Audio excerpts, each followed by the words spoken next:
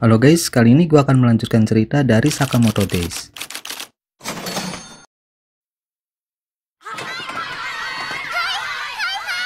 Hari itu Sakamoto dan Bu Aoi pergi ke acara sekolah Hana. Sementara Shin dan Saotang menjaga toko. Sakamoto yakin mereka baik-baik aja.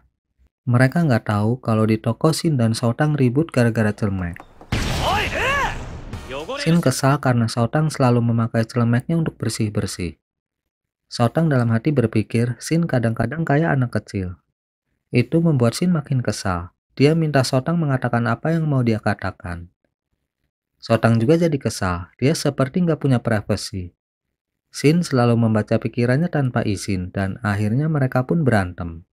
Heisuke yang datang ke toko mau minta bakpao sisa pun sampai dicuekin. Mereka saling mengejek. Sampai kata-kata Saotang membuat Shin berhenti dan pergi. Heisuke khawatir Shin kenapa-napa, tapi Saotang yang lagi kesel nggak peduli. Dia minta Heisuke juga pergi. Saat Saotang sendirian di toko, beberapa orang berpakaian hazmat datang mencari Shin. Melihat nama Shin di celemek yang Saotang pakai, mereka mengira dia Shin dan menangkapnya. Pemimpin mereka yang bernama Mr. Tanaka nggak menyangka. Subjek penelitian yang menghilang dari lab 11 tahun yang lalu tinggal di kota dan mengecat rambutnya. Namun Seba merasa mereka salah tangkap. Selain beda dengan foto, Saotang juga perempuan. Tapi Mr. Tanaka yakin dia nggak salah. Di celemeknya jelas tertulis nama Shin. Seba yang cuma anak buah pun mengalah. Tapi dia bingung. Kenapa mereka disuruh menangkap Shin? Mr. Tanaka juga kurang tahu, tapi sepertinya Shin punya kekuatan membaca pikiran. Dan itu mengerikan. Siapa juga orang yang mau dekat-dekat dengannya, dia pasti pecundang yang gak punya teman. Saotang yang mendengar itu pun marah dan menyerang Mr. Tanaka. Dia membela Shin. Apa salahnya menjadi berbeda? Mr. Tanaka akhirnya sadar kalau dia salah tangkap. Sementara itu Shin yang pergi dari toko akhirnya sadar kalau dia harus belajar dewasa. Dan dia kembali ke toko. Tapi saat tiba di toko, dia kaget melihat toko berantakan. Saotang juga nggak ada di toko. Saat dia memikirkan apa yang sebenarnya terjadi, Sakamoto dan keluarganya pulang. Setelah tahu Saotang hilang, Sakamoto pun melacak keberadaannya. Sekarang dia sedang berada di jalan raya mengarah ke barat daya. Shin baru tahu kalau Sakamoto memasang GPS pada tanda pengenal namanya. Mr. Tanaka kesal dan juga takut karena udah salah tangkap. Bos mereka pasti akan membunuh mereka. Dia punya ide, bilang aja ke bos mereka kalau Shin kehilangan kekuatannya. Dia nggak peduli dengan pendapat Seba, kalau bos mereka pasti tahu kalau Saotang perempuan. Saat itu Sakamoto dan Shin menyusul mereka. Mr. Tanaka yang melihat Shin asli pun sangat senang. Sekarang mereka bisa kembali ke markas tanpa perlu merasa takut. Dia pun menyuruh anak buahnya menangkap Shin.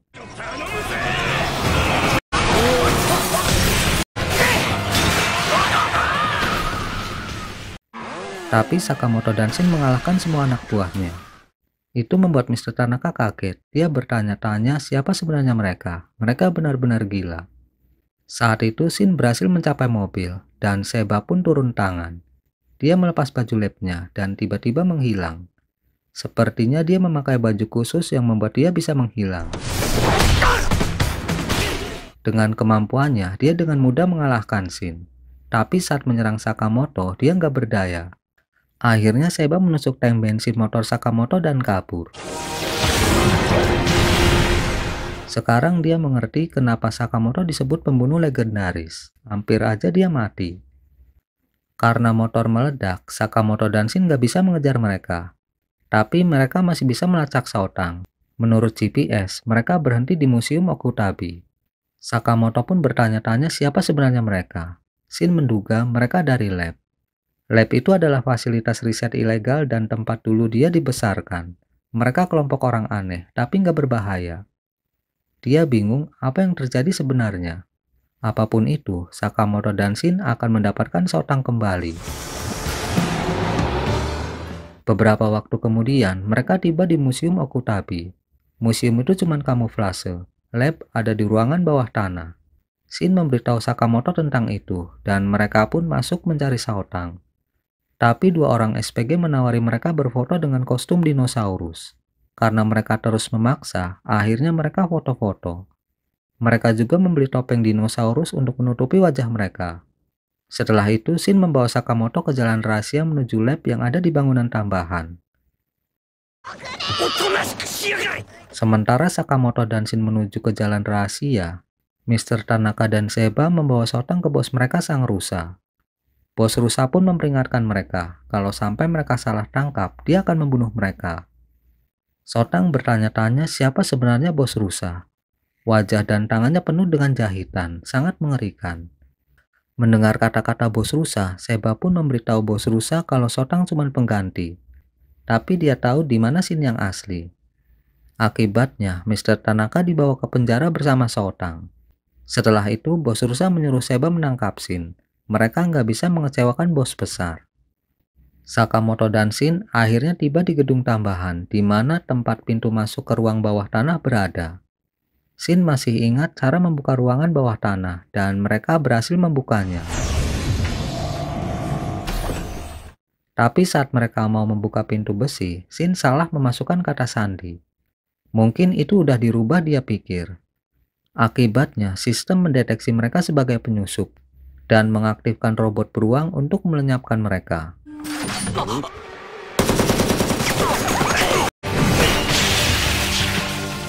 Mereka dengan mudah mengalahkan robot beruang. Tapi itu belum selesai, sistem mengaktifkan robot dino. Sementara Shin kaget gimana itu bisa bergerak, Sakamoto malah membayangkan betapa senangnya Hana melihat dino itu. Dia harus menunjukkan itu pada Hana. Shin melihat ada semacam alat di kepala dinosaurus itu. Dia rasa pistol setrum Sakamoto bisa mematikannya tanpa merusaknya. Sakamoto pun mengikuti saran Shin, dan dia berhasil mematikan dino tanpa merusaknya. Tapi sedetik kemudian dino hidup lagi dan sistem menggunakan mode maksimal. Dino pun kembali menyerang, serangannya semakin cepat dan kuat. Dan dia berhasil menghancurkan pistol setrum Sakamoto. Itu membuat Sakamoto jadi kesal. Dia memutuskan untuk menghancurkannya.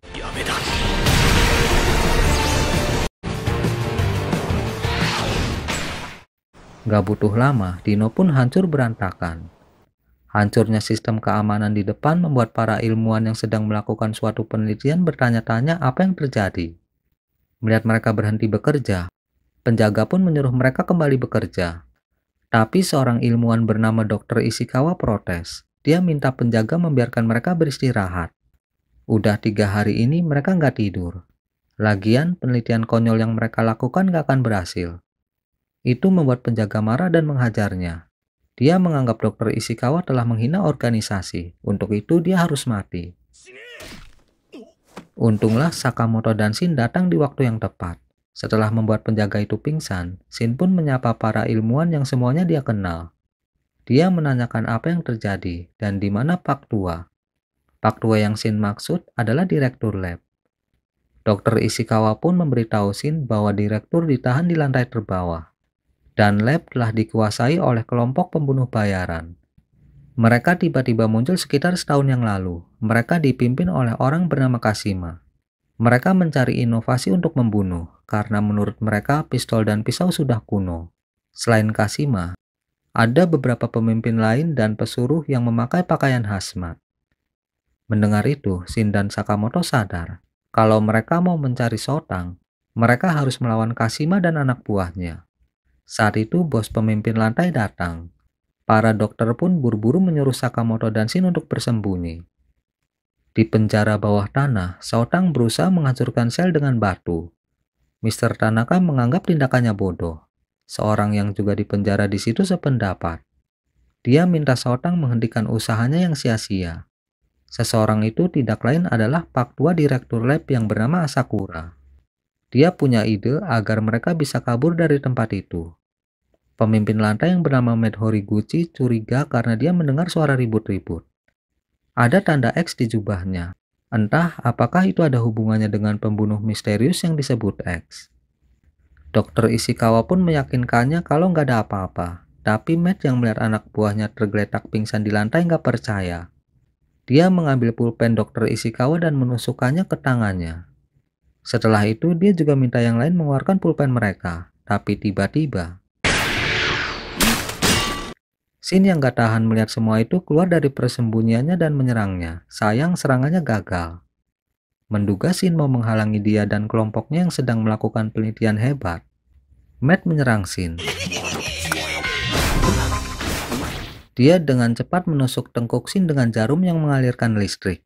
Jarum itu mengacaukan sinyal otak. Itu membuat Shin kesal dan menyerangnya. Tapi Matt mempermainkannya. Tiba-tiba, Sakamoto yang udah nggak kuat lagi bersembunyi menyerangnya. Sakamoto nggak tahu apa yang terjadi pada masa lalu Shin. Tapi kalau Shin mau menyelamatkan tempat itu, mereka harus membersihkan tempat itu. Shin setuju. Saat itu, sisi badan Osaragi datang ke museum. Mereka menduga tempat itu ada hubungannya dengan X. Dan mereka mau menyelidiki apakah itu benar. Heisuke yang diusir Sotang balik lagi ke toko untuk jajan. Dia tadi nemu duit 500 yen. Tapi di toko cuma ada Hana yang menangis. Dia mau cerita tentang hari membawa orang tua ke sekolah, tapi Sakamoto dan yang lain gak ada di toko. Mengetahui itu, Heisuke pun menyuruh Pisuke mencari mereka. Di lantai 4 bawah tanah, Sotang bertanya ke Pak Tua siapa dia. Setelah tahu Pak Tua adalah direktur tempat itu, Sotang sangat kesal. Dia mengira orang-orang yang menculiknya suruhan Pak Tua. Pak Tua pun menyangkal, kalau dia bos orang-orang yang menculik Sotang, kenapa juga dia dipenjara?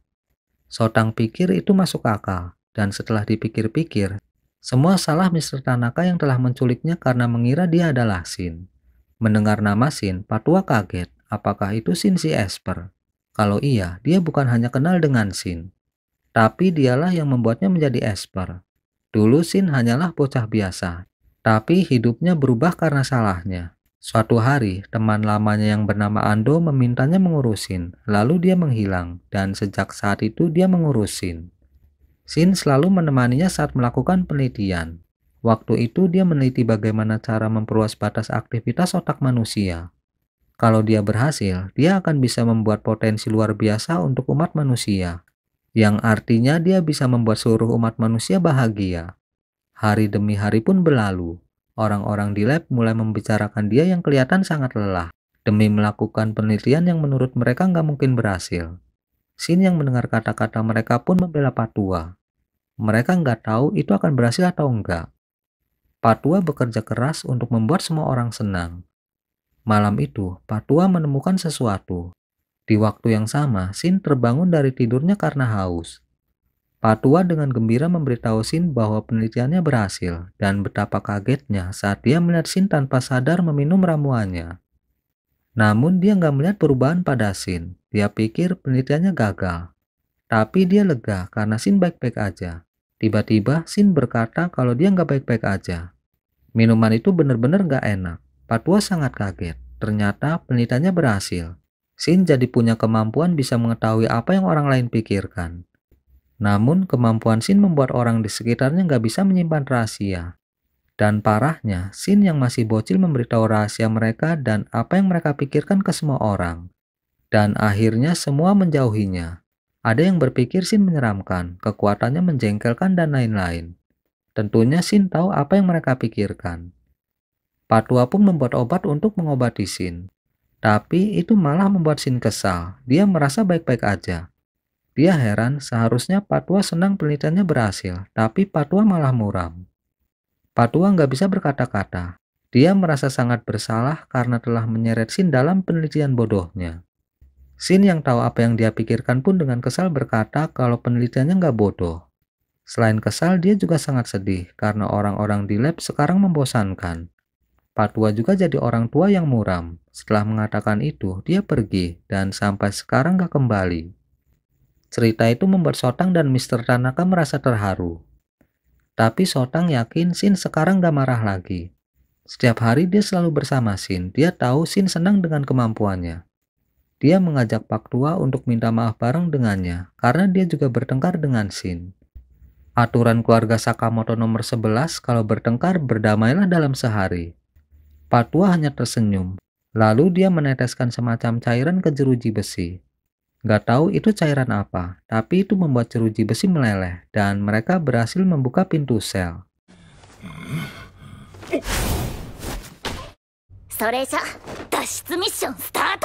Sementara itu, Matt yang dihajar Sakamoto bangun lagi. Dia tahu siapa Sakamoto. Dia mengakui kecepatan dan kekuatan Sakamoto memang hebat. Tapi dia rasa Sakamoto kegendutan. Buktinya dia bisa menghindarinya. Dia menantang Sakamoto untuk kembali menyerangnya. Tanpa banyak bacot, Sakamoto pun menyerangnya. Tapi dia malah menyerang Shin. Tanpa Sakamoto sadari, Matt telah memasang jarum di tengkuknya. Dan itu membuat otaknya bingung menentukan mana kawan mana lawan. Sakamoto pun kembali menyerang dan kali ini berhasil. Sekarang dia tahu, dia hanya perlu mencoba menyerang Shin. Itu membuat Matt senang, dia suka kelinci percobaan yang penuh semangat. Sakamoto pun kembali menyerangnya dengan metode yang sama. Tapi kali ini dia beneran menyerang Shin. Ternyata Matt bisa mematikan dan menghidupkan fungsi jarum sesuka hati. Saat itu Matt menyuntikkan sesuatu ke lengannya dan lengannya tiba-tiba membesar.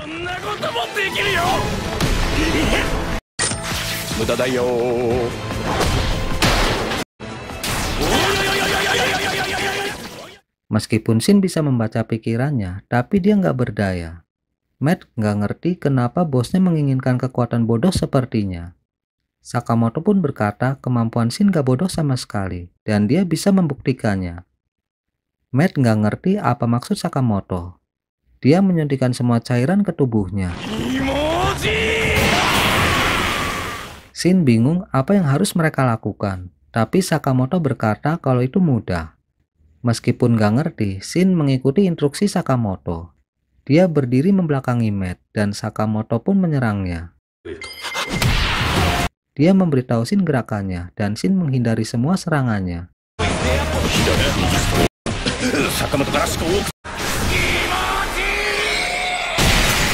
Dan akhirnya Matt berhasil dikalahkan. Setelah Matt dikalahkan, para dokter pun membantu Sakamoto dan Shin mengambil jarum dari tengkuk mereka. Setelah itu, mereka yang merasa bersalah kepada Shin meminta maaf. Shin memaafkan mereka. Lagi pula, dia senang dengan kemampuannya. Dia juga sekarang senang tinggal bersama Sakamoto. Mereka bersyukur mendengar itu dan mengucapkan terima kasih kepada Sakamoto karena telah mengurus Shin. Setelah itu, Sakamoto dan Shin mencari sautang ke sel di lantai 4 bawah tanah berdasarkan petunjuk para dokter.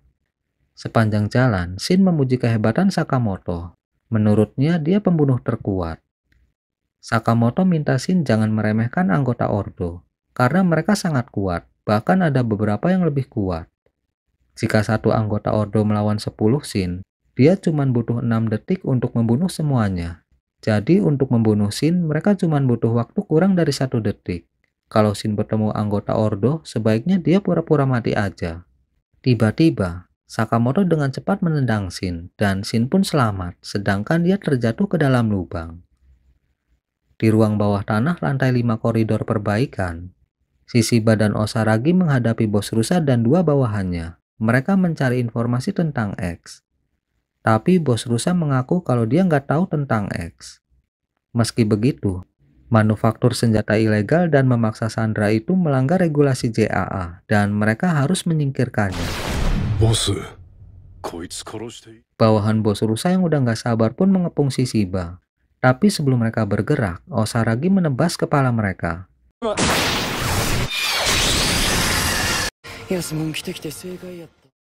Itu membuat bos rusa sangat sedih dan juga marah. Dia membuka jahitan di tangannya, dan tangannya berubah menjadi senjata.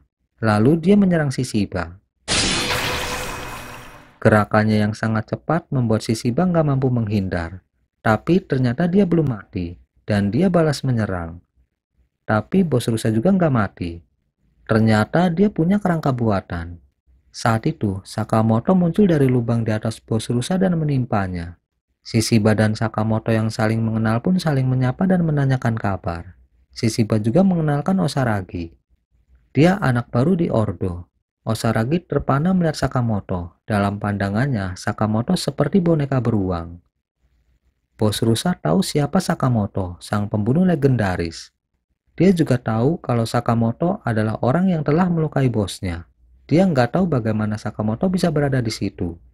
Tapi dia akan membunuhnya dan memberikannya kepada bosnya.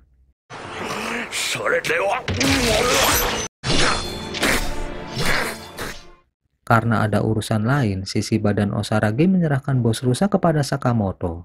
Sakamoto nggak keberatan. Dia titip salam untuk yang lain. Sisi badan Osaragi meninggalkan Sakamoto untuk mencari X. Tapi Osaragi merasa khawatir dengan Sakamoto. Dia kelihatannya nggak terlalu kuat. Dia pasti mati. Shishiba pun menenangkannya kalau Sakamoto pasti baik-baik aja. Meskipun bos rusa lebih kuat dari dugaannya, dia telah mengenal Sakamoto lama. Dia nggak bisa membayangkan Sakamoto mati. Sementara Sakamoto bertarung melawan bos rusa, Shin lanjut mencari Saotang. Tapi di tengah perjalanan, dia merasakan sesuatu. Ternyata itu Seba. Dia sekarang udah jadi salah satu pemimpin di kelompok bos rusa, dan dia ditugaskan untuk menangkap Shin.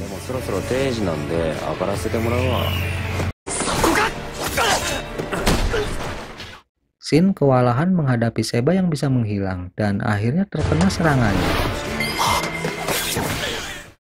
Saat nyawanya dalam bahaya, Heisuke datang di waktu yang tepat.